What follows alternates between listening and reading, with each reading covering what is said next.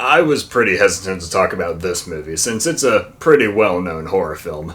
But believe it or not, somebody actually sent me a copy of the film with the request being that I review it, along with the sequel, so I guess I'll get to that one at some point.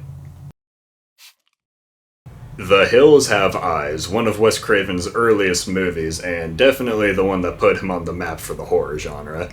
It's a pretty simple little survival horror movie, but its impact and legacy is probably more notable than the film itself.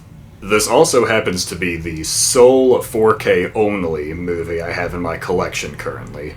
I have a few 4K Blu-ray combos, but no 4K only aside from this. I also don't currently have a 4K player, which means I had to watch it on my PlayStation.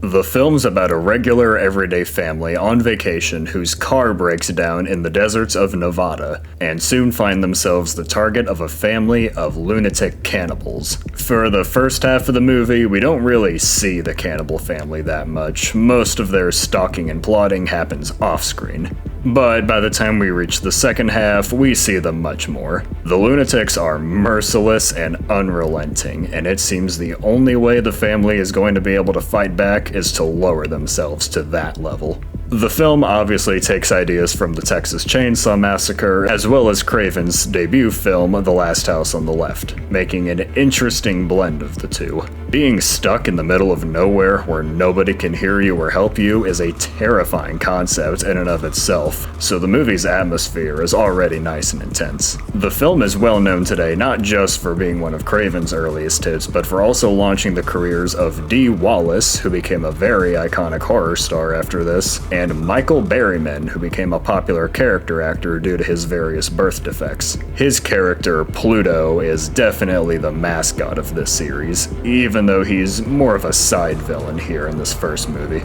This was also the start of a decades-long back and forth between Wes Craven and Sam Raimi. There's a shot in this movie that features a ripped-up poster of Jaws. Raimi interpreted this as Craven saying, "Jaws is pop horror, what I'm making is real horror." So, in The Evil Dead, there's a shot of a shredded poster for The Hills Have Eyes. Craven responded by having The Evil Dead play on a TV in A Nightmare on Elm Street, then Freddy Krueger's glove showed up in Evil Dead 2, and so on and so forth. It's pretty funny looking back on these movies with this in mind. The film has endured as a major cult classic. Any horror fan nowadays at the very least knows the name. It came from a big director, has some well-known stars, and had a frightening classic setting. People were still in shock from Texas Chainsaw, and now here comes this very comparable film, as if to say, yeah, there's no going back. This is horror now, man. What do I personally think of the film? I think it's okay.